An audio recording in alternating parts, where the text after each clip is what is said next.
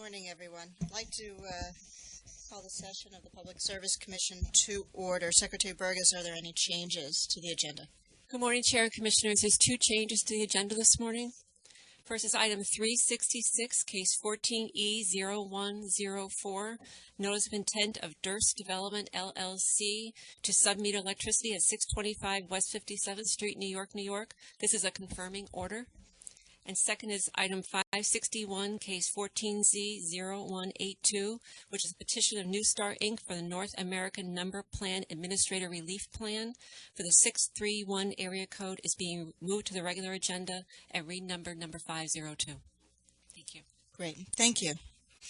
I'd just like to begin today with just brief comment with respect to the application of Time Warner and Comcast for merger and Comcast's extension of time for consideration.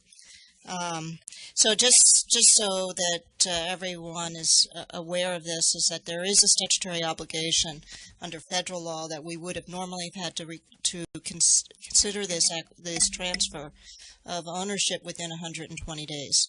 You know, clearly, when these federal laws were developed, I'm sure they were thinking about different types of transactions, and one that is as significant as this one, and the potential implications for the state of New York. And with the nature of this transaction, the fact that we've had, I think, over 3,000 comments to consider, we felt it was very critical to make sure that we had both an opportunity to look at the entire record, and given the importance of the transactions, a very lot of complicated issues, and that additional time to make certain that the interest of all New Yorkers, whether business, residential, or institutional companies, were being adequately protected. So we requested, and Comcast agreed to an extension so that we would have sufficient time to make certain that when we made the decision that we will be making, is that it's in the best interest of all the people of New York. So that's sort of it on that. I don't know if there are any other comments. Okay. So with that, we're going to turn then to the first item for discussion today, which is the item 101, and that's the Comprehensive Management and Operations Audit of National Grid USA's New York gas companies. And that's going to be presented today by Jeremy Ruthier-James, from the Tilly Analyst at the Office of Accounting and Finance. And John Scher, who's Deputy Director, will also be here and is available for questions. So, Mr. Ruthier-James, welcome, and look forward to your presentation. Thanks. Good morning, Chair and Commissioners. Item 101 is an information item summarizing the findings and recommendations from Case 13G0009, a comprehensive management and operations audit of National Grid USA's New York gas business. I will discuss some of the more significant findings and recommendations from this audit. Next slide. In February 2013, pursuant to Public Service Law Section 6619, the Commission authorized the release of a Request for Proposal, or RFP, for an independent third-party consultant to conduct this audit. The audit focused on National Grid USA's gas business in New York State. Specifically, the audit scope included a review of the management and operations of 3 National Grid USA operating companies, which provide gas service in New York State: Niagara Mohawk Power Corporation in upstate New York, Keyspan Energy Delivery New York, or KEDNY, in parts of New York City, and Keyspan Energy Delivery Long Island, or KEDLI, on Long Island. In June 2013, Northstar Consulting was selected by the Commission to perform the audit. Northstar issued over 700 document requests and conducted over 200 interviews of National Grid's personnel. Staff attended many of the interviews and worked closely with Northstar to monitor the audit's progress and findings. Northstar delivered the final report to staff in July 2014. The final report includes 31 recommendations for improvement, as well as customer benefit analyses supporting those recommendations. The company provided comments in response to the final report, and the comments are also being presented to you today. After this session, the final report will be issued publicly, along with the customer benefit analyses and National Grid's comments. Pursuant to Public Service Law Section 6619, National Grid will then have 30 days to submit an implementation plan for the 31 recommendations. Once filed, the plan will be submitted for public comment and will be reviewed by staff. The plan will then be presented to the Commission for approval or modification as necessary. The plan will become enforceable once it is approved by the Commission. Now I'd like to move on to the consultant's findings on slide 3. Generally, Northstar found that the New York gas companies perform well from an operations perspective. National Grid was found to appropriately consider risk on its gas system in its system planning processes. The company was found to successfully execute its existing leak-prone pipe replacement and leak repair programs. However, some improvement opportunities were recommended. Northstar found that long-term planning at National Grid USA has been primarily financial in nature and has not addressed strategic matters. The consultant recommends that the company prepare a true strategic plan for its New York operations. Similarly, Northstar found that while National Grid has some well-developed system planning processes, the company does not have an integrated system plan that explicitly addresses both long-term system needs and infrastructure replacements. The consultant recommends that National Grid develop such a plan and include all identifiable projects over a 5-year period. Additionally, among Northstar's 31 recommendations are enhancements to project management procedures, improvements in project estimating, tracker of worker productivity, and modifications to the company's load forecasting processes. Despite the company's generally strong operational performance, Northstar concludes that National Grid is challenged by a management culture characterized as fraternal and focused on good news management. This culture manifests in 2 major themes throughout the report. The first is corporate governance. Northstar found that the company's organizational model is an improvement over previous versions, but is not yet fully meeting the needs of New York's ratepayers. Northstar also found that the existing governance structure and service level agreements do not adequately support the organizational model.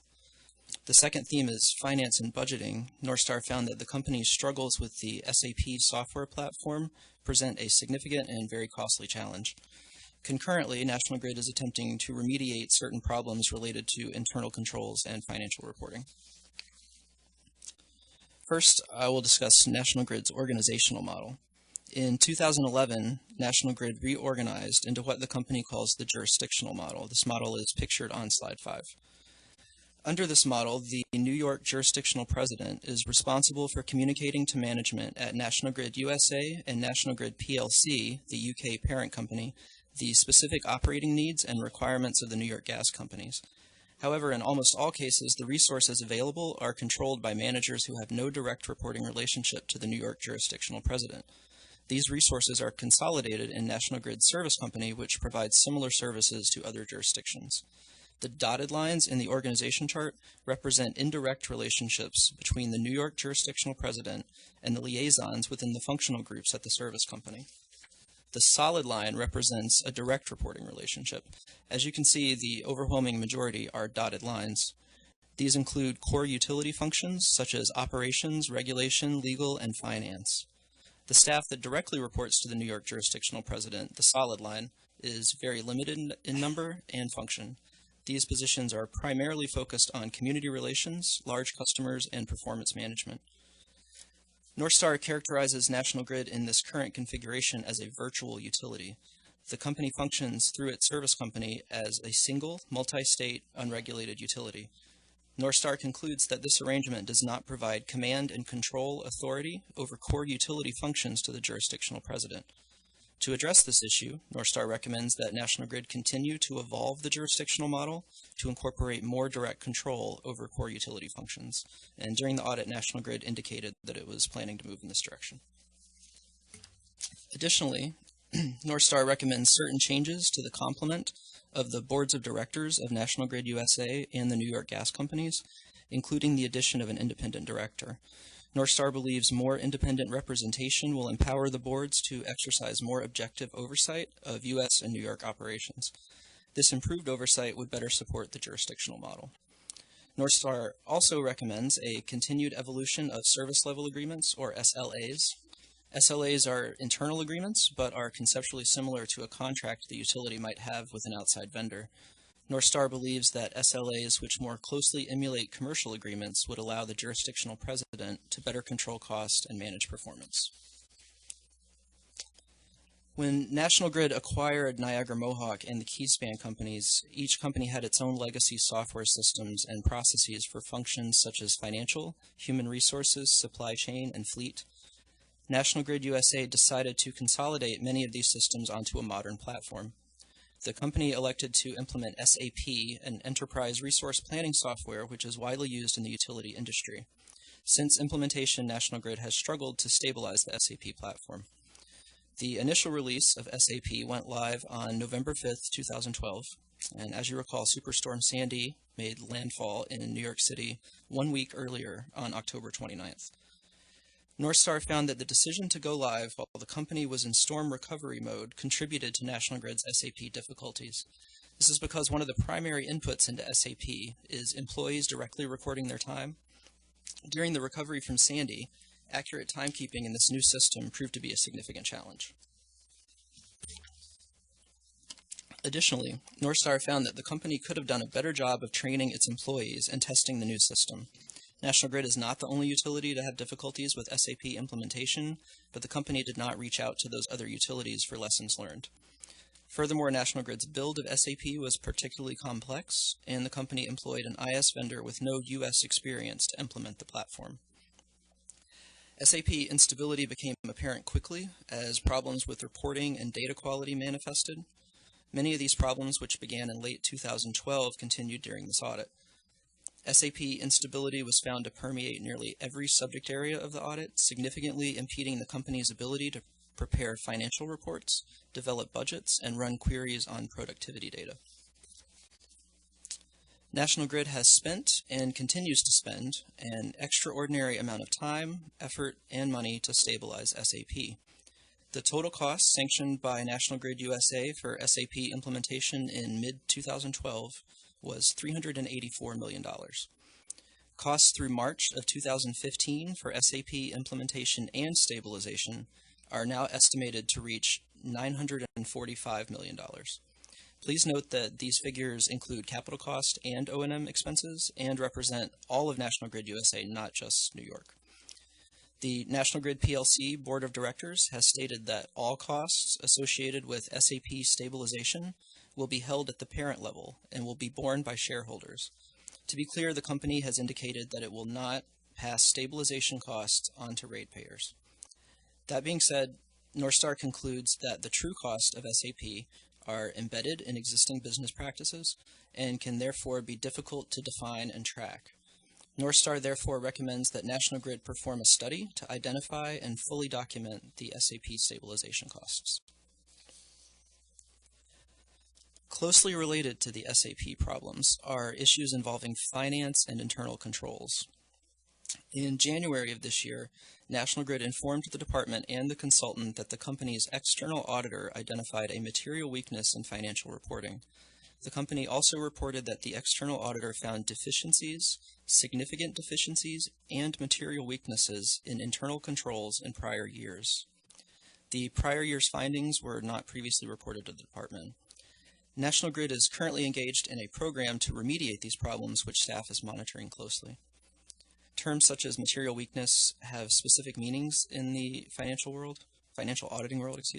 A material weakness is the worst of the three possible findings. Northstar found that the material weaknesses, which date back to the Keyspan acquisition in 2006, were not resolved before the implementation of SAP began and were therefore not addressed in the SAP design plans. This exacerbated the existing problems.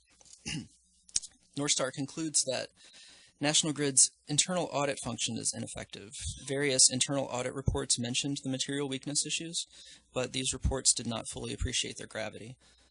This was at least in part due to National Grid's materiality threshold for the purposes of internal audit being at a PLC or global level. This means that a problem which might be quite significant for one of our New York operating companies may not register on the PLC radar. To address this situation, Northstar recommends that National Grid establish a Chief Risk Officer for the U.S. organization. This individual would be responsible for identifying and mitigating risks to the U.S. business. The last slide. National Grid provided written comments on the final report. The comments were positive and indicate that National Grid views the audit as a constructive exercise. In its comments, the company generally accepts Northstar's recommendations and indicates that National Grid is committed to making the necessary modifications and improvements. In certain areas, the company is skeptical of Northstar's assessment of the expected level of effort or cost of implementing the recommendations. National Grid was allowed to point out these areas of disagreement in the customer benefit analyses which accompany the report. As the implementation plan is developed, staff will work with the company to ensure that appropriate steps are planned to meet the intent of the recommendations and that sufficient cost tracking mechanisms are in place.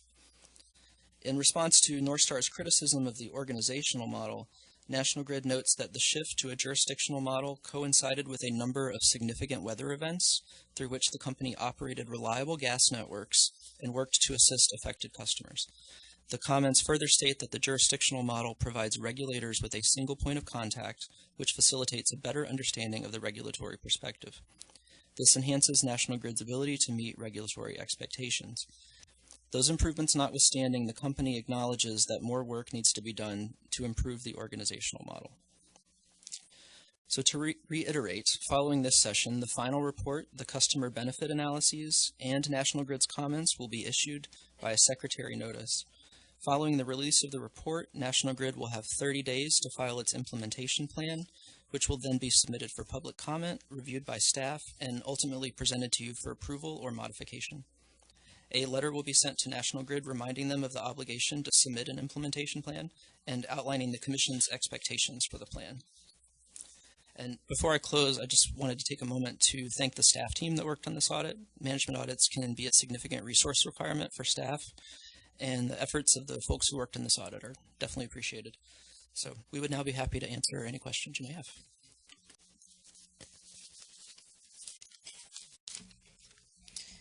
Thank you, and Jeremy, great job in putting what I know is, I think, over a 700-page report into a really great summary, and I agree with you. The staff has done a great job, and also particularly appreciate the work of Northstar in doing the work. It's just incredibly comprehensive. Oh, my mic is wrong. It's an incredibly comprehensive audit, and I think we all profited from reviewing it. To me, and I know we'll have a chance to look at this, there things that jump out are really the issues around that. We all understand that there's a value in having companies like National Grid that are large interstate companies, and we can profit from the ability to have these companies provide acumen and experiences in other jurisdictions as well as other countries in terms of making sure that the service to New Yorkers is of the highest quality, and as well as what National Grid pointed out is the opportunity to gain synergies.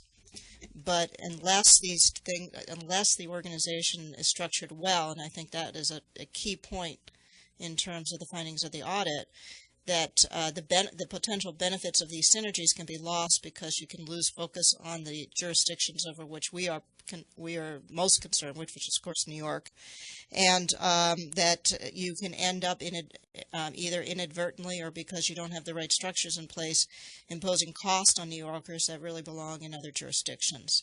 And I think that the chief recommendations of the audits around getting better structure to ensure that this doesn't occur would be incredibly important to this commission, so that we have the assurances, and that would apply to any jurisdictional authority in which there are shared enterprises. And so I think that's really important. The other is, I think, and I appreciated the recommendations around structure. I think we all know that it's difficult sometimes to challenge someone if that person happens to be your boss. And that therefore in an organization like this where you have to frequently challenge people who are either your colleagues or your bosses, it could be very difficult for a jurisdictional president. And so having an independent structure with contracts and the potential of having independent board members who have no fidelity other than to the New York jurisdiction, I think were very key recommendations. And I'm going to be looking forward to seeing National Grid's response to that, because I think all of these changes are going to be essential for us to have confidence. And in terms of the financial reporting and the SAP, I know that this is something that the company's been struggling with. That's been a huge challenge for them.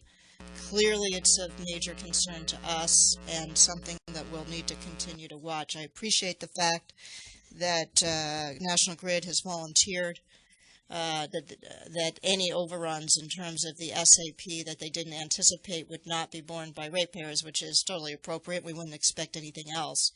But we will clearly have to look at this issue. I know Doris and John have already started thinking about, how do we monitor this when, and in fact, rate cases or procedures are in front of this. How do we make certain that we're not incurring costs that we should not be incurring, and clearly how we're going to have to work through some of these financial reporting issues, which will be difficult both for the company and for this commission as if we have rate proceedings in front of this. So I really do appreciate that what the audit has done. I appreciate the fact that Grid has looked at this and said, yes, we agree. I'm looking forward to their responses and the implementation plan. And I think that certainly if anyone wants to kind of wonder why we do these audits, I think this work really demonstrates the huge value for the ability for this agency to look into what's happening in organizations outside of rate cases and find areas of weakness so that we can look at areas of improvement.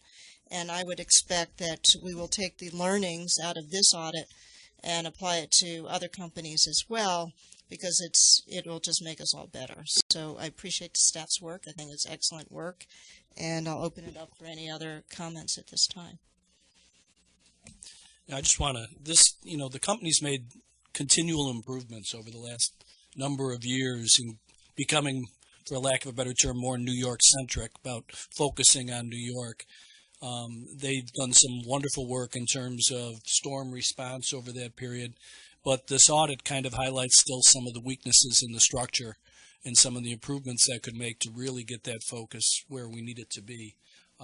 I don't want, and I'm happy that this has not turned into any sort of contentious debate about what needs to happen. In fact, I think they've viewed this audit as a tool, and hopefully they can implement the tool and continually to improve from maybe where we were several years ago, where we had some serious concerns. Mr. Hackenborg.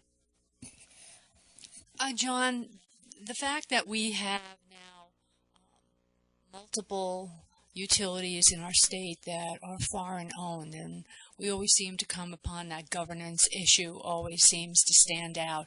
Have we made any comparisons as to all these companies and the government, the governance issue, as to trying to set forth, a policy that, we can look at and see rather than like a piecemeal of the various companies?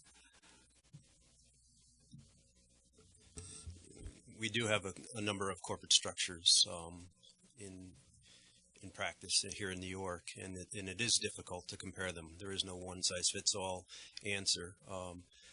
Part of the process we implement here is to seek out efficiencies, and as the chair pointed out, there are synergistic effects of centrally operating companies in multiple jurisdictions, but there's a fine line and a delicate balance that has to be maintained between achieving those synergies and losing focus on the New York operations, which is our key focus. Right. I think the two most directly comparable enterprises are the National Grid companies and the Iberdrola companies. We're continually coming up with similar parallel findings in each of these audits, and National Grid has been very receptive in their electric audit to making changes, and I think this audit is just taking it one step further as a result of some structural elements that were found during the audit. I think the auditors did conclude that the current structure of National Grid works very well, primarily because of the people that are in place and their focus. This is trying to create a corporate structure that will maintain the durability of that focus over the long haul and empower the people that are there to focus on our concerns here in New York. And in the recommendation, Jeremy, you mentioned a position of a chief, some kind of a chief risk officer. Do other companies have such a position? I'm Not certain. I think most companies today have chief risk officers. Enterprise risk management is a key audit finding. It was a key audit finding in the Con Ed management audit. Right. And Con Ed having a different corporate structure seems to be more focused on New York because they're primarily a New York company. But yes, there are risk officers. The concern here was their risk officer was up the corporate chain a little bit more, and what was material to the larger corporation it may not register. A New York only issue may not register at that Right. level. So it's bringing it down to a local level. Yes, you're negating some of the synergistic effects of doing that work at the higher level, but the auditors concluded it was appropriate and important to focus on New York. Yeah, I think that that's a pretty good point with regard to that matter. So, great job, really. Thank you. Commissioner Sayre? I'd like to focus just for a minute on the corporate structure issue. I'm very glad to see GRID's response that more work needs to be done on the jurisdictional model. I've had some experience with matrix management and dotted line reporting, and I'm personally not a very big fan of it. When an employee who has some managerial discretion decides what to focus on, you can expect that the typical employee will follow the priorities of the solid line reporting arrangement and strive to meet the needs of the straight line manager, who is primarily responsible for that employee's performance and salary review. So what that means is that the dotted line relationship, which is the New York control here in GRID structure, is secondary and is subject to failure. Now, GRID, in my view, has been blessed with a strong state president who is able to get things done, possibly by sheer force of will, but that's a function of the individual and not of the reporting structure. So I look forward to see some changes in that. Thank you. First, Jeremy, I think this was your first time before us, so Yes, Commissioner. job well done. This was a successful comprehensive management and operations audit of National Grid's natural gas companies, and this audit focused on program, project, and system planning, operational management, and governance efficiencies. It also looked at internal controls and risk management efforts, and I applaud the company at embracing at this point the goal of the audit, which is to identify opportunities to improve New York Gas Company's construction program planning and operational efficiencies. The importance of management and operations audits of New York utilities needs to be stated. It's very helpful that we are now really focusing on this. It is a good forward-looking way of looking at what we can do to improve the companies. And this was highlighted by the governor and the legislature, who authorized the commission to direct utilities to comply with recommendations made pursuant to these management and operation audits. So I think that this is a very, very important tool that we have, and we are, by this, looks like we have done a very good job of working collaboratively and also in being very blunt and being able to get to the heart of the matter and look at how to improve things. Staff should be commended for that. Doris, your staff, and I know other offices were also involved, did a very good job and should be commended for carrying out what is, to me, a very comprehensive audit. And this was to help ensure that utilities are properly running their operations and doing so with the most effective tools that we have available to us. The goal of the audit seems to me that it captured what we strive to do, which is to ensure that customers are provided with safe and reliable service at just and reasonable rates. The hard work is not done yet, though. Now the next phase, which is also statutorily given to us, and I applaud that, is that after the final independent audit report is released, there's 30 days to file an implementation plan. and then to actually implement it after the Commission votes on that. I look forward to that next phase and to the same drilling down that's been done to make sure that the recommendations are strategically implemented for the most effective efficiencies, which is what the audits are supposed to highlight. So, and I think it's a very, very good job. So again, well done. Thank you. So, just to close on this, and I want to make certain that we make clear what the audit did find and what it didn't find. What the audit found is that the company has operated well, and that the structural challenges in terms of moving to a jurisdictional entity are areas for improvement, and it's the strength of the management team, quite frankly, that has made it work well. And as Commissioner Sayre pointed out, a strong president. But what's important is that we institutionalize these capabilities in such a way as to make sure that, from our perspective, the needs, as Commissioner Berman pointed out, of consumers in New York are being met. And what I'm looking forward to is these implementation plans. I think we would like to review them. We are anticipating, based on the comments that the company has made, that they agree that these recommended changes are good for them as well as good for their customers. And as I think we all are appreciative of the fact that this has not become a contentious matter, but rather has demonstrated the strength of doing these types of audits and the benefit that they could provide for everyone around, for both the utility and for their customers. So with that, I think we'll just move on to the next statement, but I appreciate the Commissioner's comments and reflections on these issues. I did want to point out before the two of you leave, John, I think Commissioner Acklenpour's observations is something we should take account of. I think it would be helpful for us to take a look at what the recommendation changes here in terms of structure and see how they're being used in other organizations in the state, and see if we can come up with the best practices that we can then apply across the board. So, thank you. The next item on the agenda is the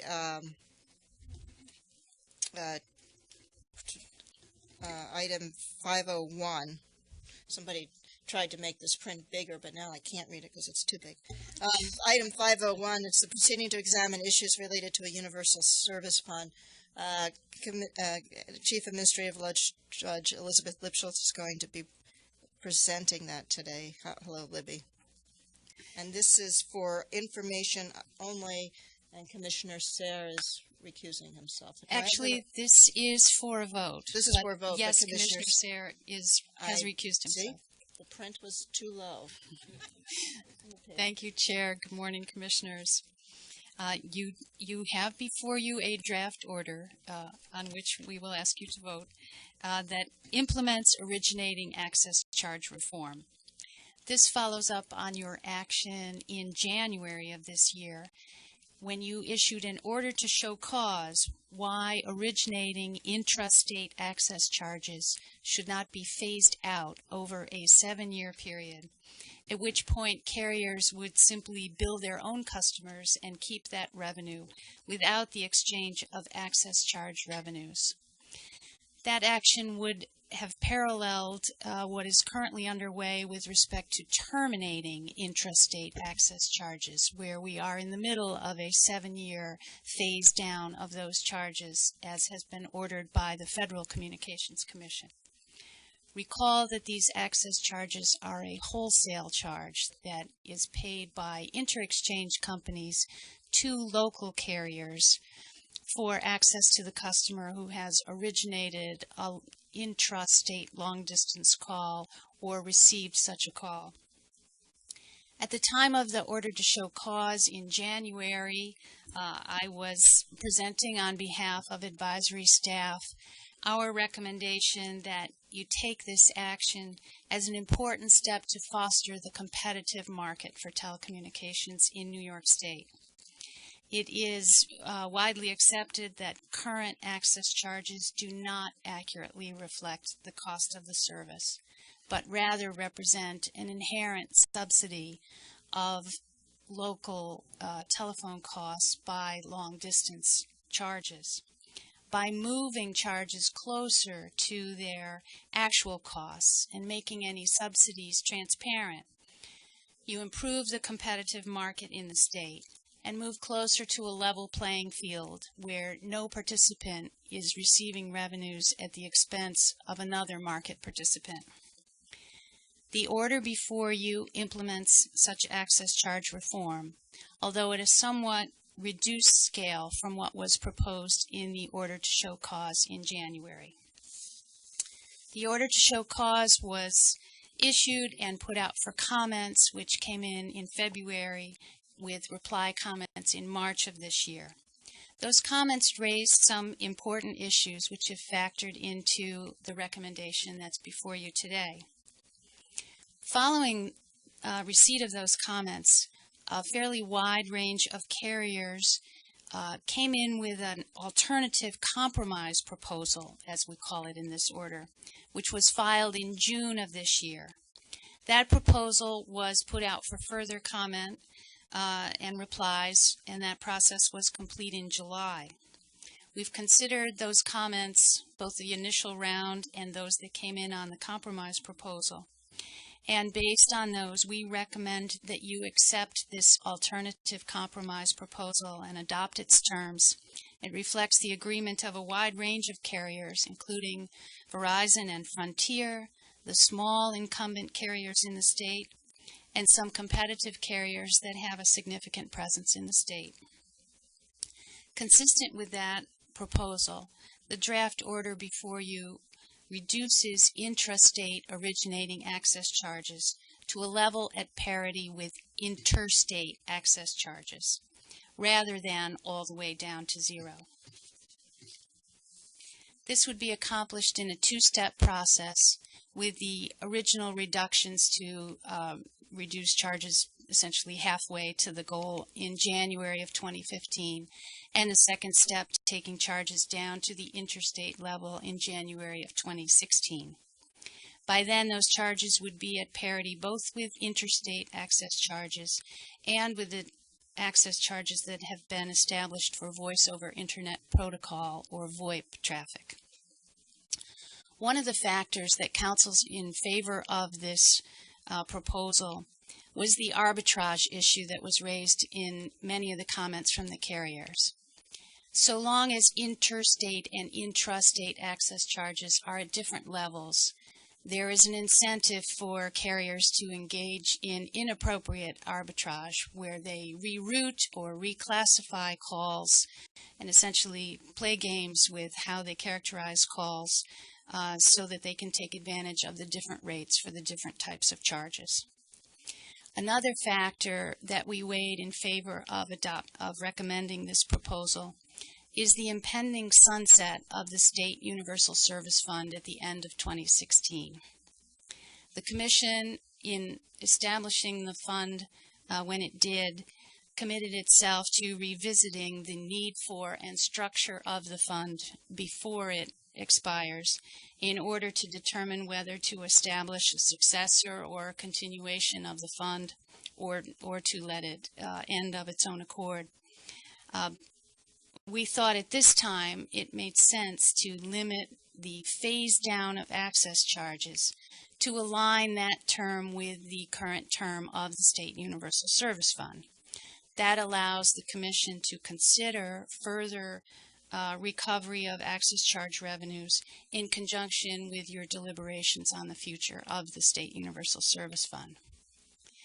The primary impact of today's action would be on the small rural incumbent telephone companies.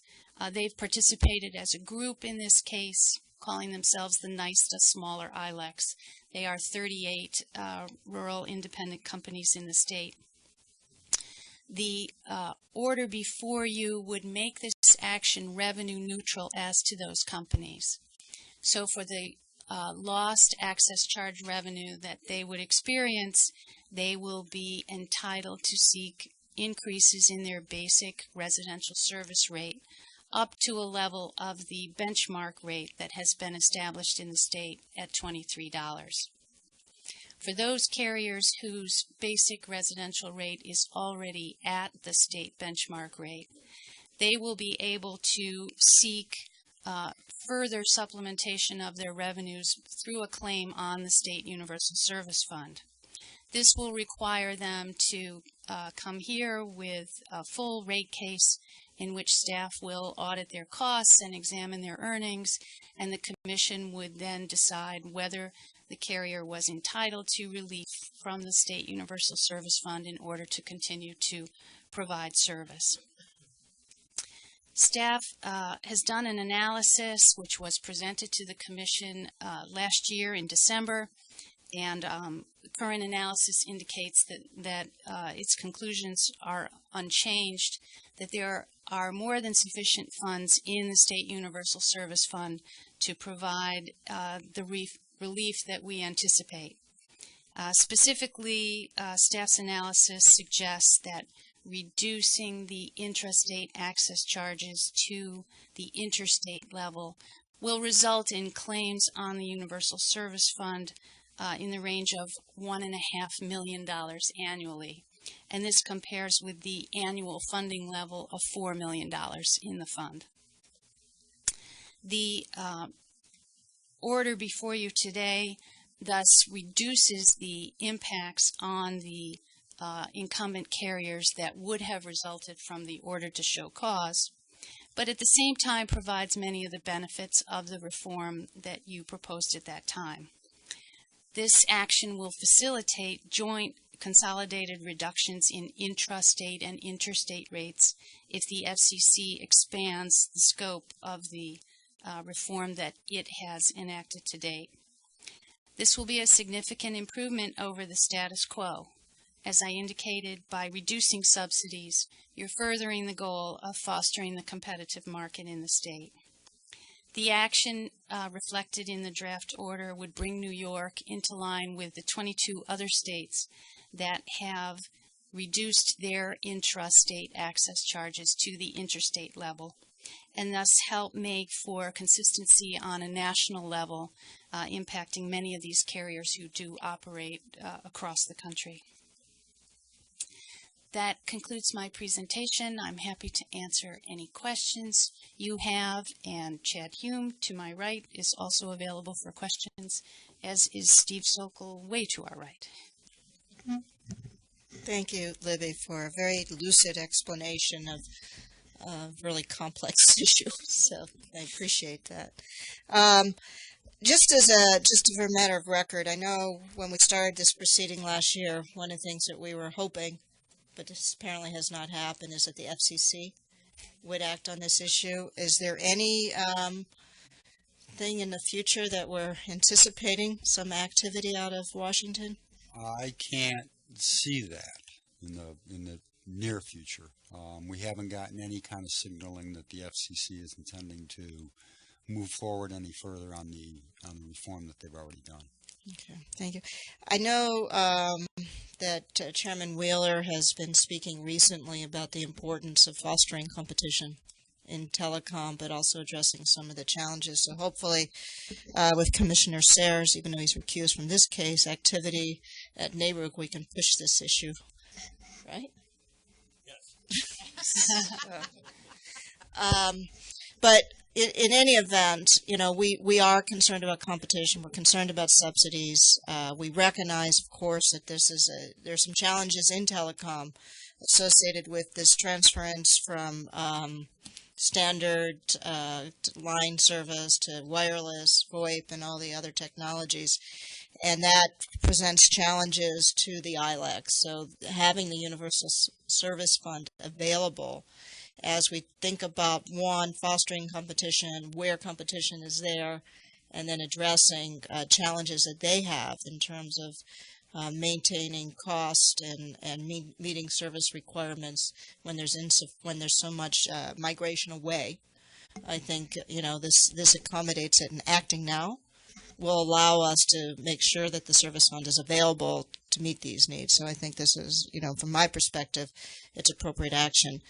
Clearly, these issues never go away, and I would fully expect, if circumstances change and that the alternative proposal, which seems to be very sensible to me today, appears to be insufficient, that the staff will bring it back, or we could bring it back on our own motion to change things if facts prove out that maybe we should have gone a different direction, maybe have accelerated this even more. So with that, I would certainly am prepared to vote in favor of the recommended decision. Thank you. Commissioner Brown, Commissioner Eckenpora, Commissioner Berman. Thank you. I just wanted to echo that I agree with your statements, and I'm glad to see the reforms that were advocated by staff and this phase down happening, and I look forward to continued dialogue on a further phase down if necessary. Okay, thank you. So we will take a vote. All those in favor of the recommendation to order intrastate originating access charges to be reduced to the interstate level in 2 steps as proposed in the recommended decision, please indicate by saying aye. Aye. Opposed? Hearing no opposition and there being no opposition, the recommendation is adopted, and for the record, Commissioner Sayre is recused from this proceeding. So the next item for discussion is item 302. And this is a petition of New Star for the approval of MPA relief plan for the 631 area code. And Dave Kitchen, our utility engineer in the Office of Telecom, will be presenting this. And Ben Wiles, who's administrative law judge on this matter, is also available for questions. Dave, welcome to the commission, and please proceed.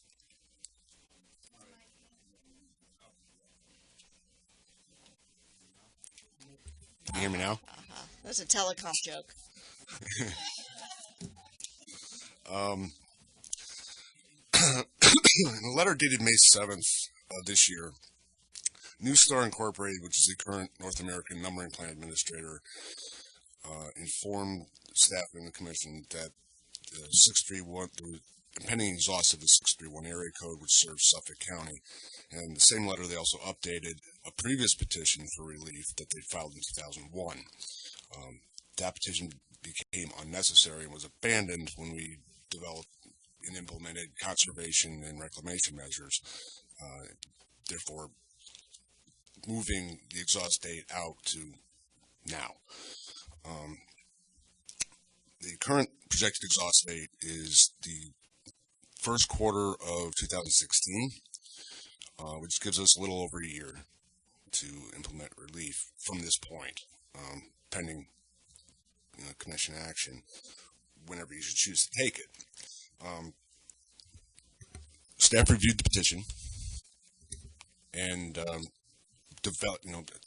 examined it, developed alternatives for relief, and the only really available ones were included in the petition. Was a geographic split that was dividing the county into a very small area and a very large area, or distributed service overlay. Staff released a white paper detailing these options, and there was a notice seeking public comment issued in early June. Comment period ran through the 31st of July.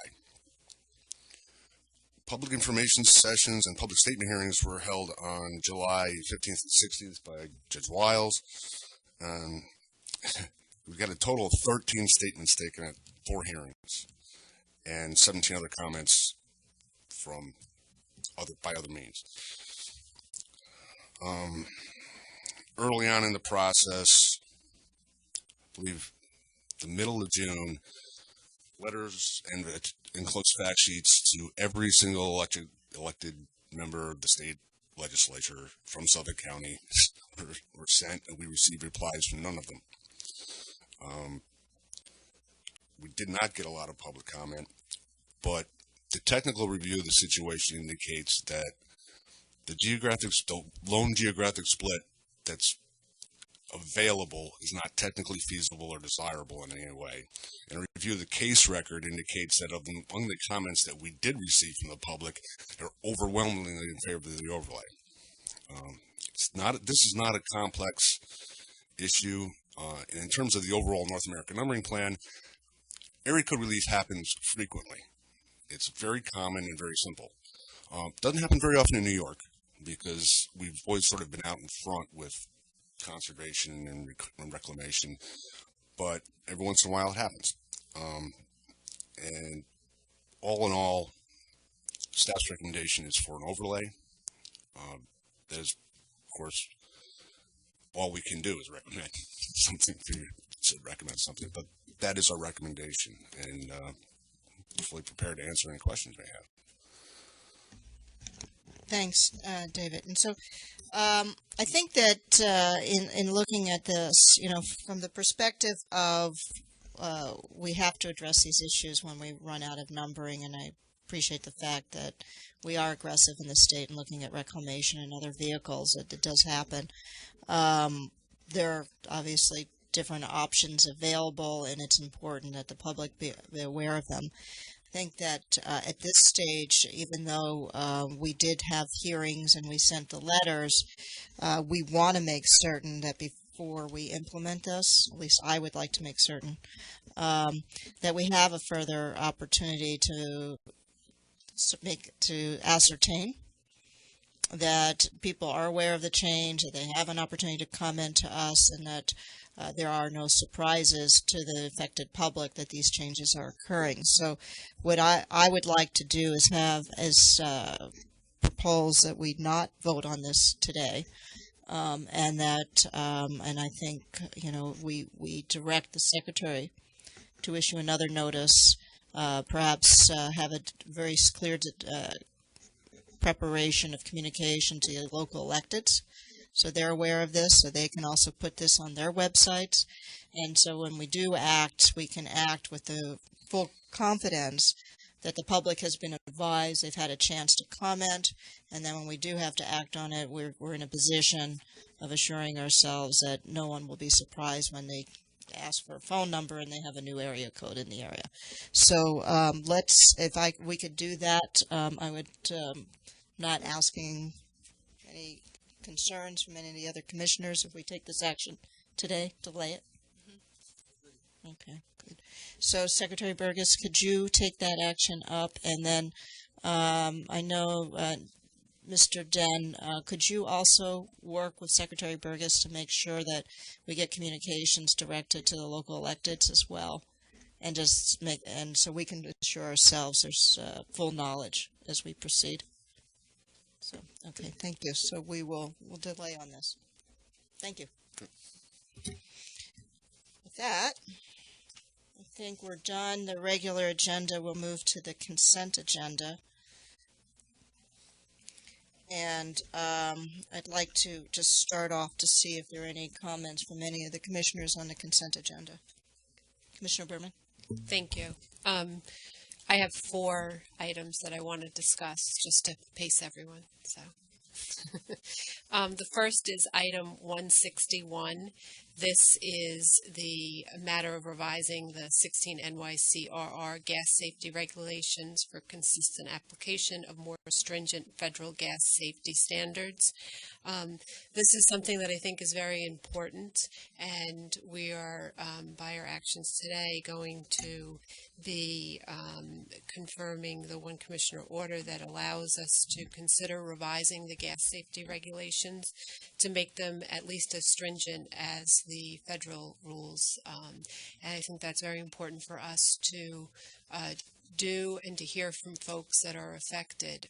And it doesn't just affect the gas utilities, but it also affects professional plumbers and local governments and building owners, and I'm sure others who we may not be thinking of. So I think that what I'm happy to see is that this has been noticed, and we are going to be receiving comments to be filed with the Secretary by November 10th, but also a second notice was issued, a notice of stakeholder conferences that will be held. One will be held in the New York City, October 21st, and the other, I believe, will be held in Albany, October 28th. And I'm looking forward to broad discussions on this and looking at how we do this and making sure that we have regulatory certainty and understand the applications and that may happen. So I think this is very good that we're doing this, and the outreach is important, and I know staff has been working on that, and I applaud their efforts with that, so thank you. Item 362, which is the Recharge New York item. I just really wanted to make a statement that I know that customers participating in the Recharge New York program are not going to directly see a change in their service or rates as a result of this tariff change. But what's very important is that this decision today is going to enable NYPA and the utilities to better administer the program. And I think the increased efficiencies in the administration ultimately benefits the customers in the long run. And I very much support this decision and looking at trying to help streamline the administration of the program. And item 363, which is a waiver of our G&E tariff. This holding, as I look at it, really does remove a potential obstruction in innovation in distributed generation installations by allowing a customer to install net metering to also use emergency generation. And I also think this flexibility that's here in this order is very important, helps with the net metering programs in general, and also promotes renewable generation in a very logical way. And I look forward to continued discussions on these items of interest with distributed generation. The next is item 366, which would be confirming a one commissioner order allowing DIRT's development to submeter electricity. And I just really wanted to focus on, and I'm supportive of the item, and I think it's important that it gets approved and voted on today. But one of the concerns I have, which is a potential unintended consequence, and the submetering regulations are difficult, and we've been very good at streamlining and working with the affected folks on making sure that the application of the regulations are clearly understood, and we have been historically very focused on how do we make sure that if there are unintended consequences that we work through that and fix them and clarify it, because regulatory certainty is very important. And the thing that struck me was that I think it's just a matter of, and I'm hoping that it's a matter of just working through how to do this, but on page 4 of the order, the sentence stated, to be clear, if and when any submeter who received commission authorization to submeter prior to October 1st, 2014, replaces any submetering equipment in the future, the submeterer must use commission-approved equipment as required by the regs. And I'm just flagging what I think is happening in the industry is there are already in place submetering systems, and the regulations do speak when we talk about service termination, and our December 2012 Commission memo and resolution also speaks about systems, not equipment. And what's very good is when there is a problem with a meter equipment, not the whole system, that the building owners, the landlords, get that replaced and repaired.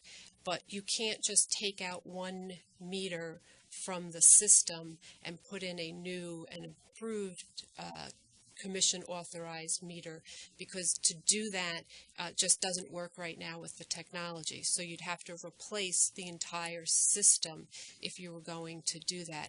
And I think it's just a technical flaw, but what I don't want to have happen is people to either decide that they're not going to repair and replace one or two or whatever equipment because they're a fear that they have to replace the whole system to be in compliance with the regulations.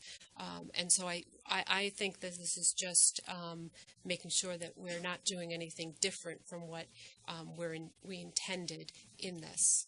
So that's just, I flag it for you.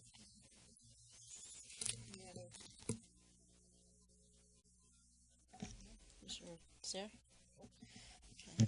So first of all, thank you for your comments. And one is I just do want to reflect on the fact that the item 363, which relates to the change for the use of emergency generation. I'm appreciative of the fact that we're making this change, we're doing this waiver. I think that as we move forward with REV, we are going to be looking more really system-wide and looking at all these types of tariffs that might have been sensible when we crafted them, but may need to be changed as we start rethinking and looking at distributed energy resources in a much more significant way as being integral of how we operate the system. We don't want to inadvertently impose costs that we don't need to do technically or actually would make the system actually not operate as well. So appreciative of that, of your recognition of that fact. In terms of the one commissioner order concerning the sub-metering, my thinking is like yours. I think that we don't want to inadvertently send a signal that we don't intend to send. And so Judge, Ms. Harriman, would you take this back and think about how you could put something forward to make sure we can get a clarification of that regulation? I mean, really the intent is this. When somebody has to change out a particular meter that was installed before October 1, it's not our intention to retroactively go back and say, no, you have to replace the entire system. That wouldn't be at all what I think the Commissioner intended in the regulations, and if in fact that circumstances arise, we would want people just to do that without having to come to us. And so let's look at how we can do that and bring it back to the Commission. And then in terms of the gas safety proceeding, I think this is a necessary move.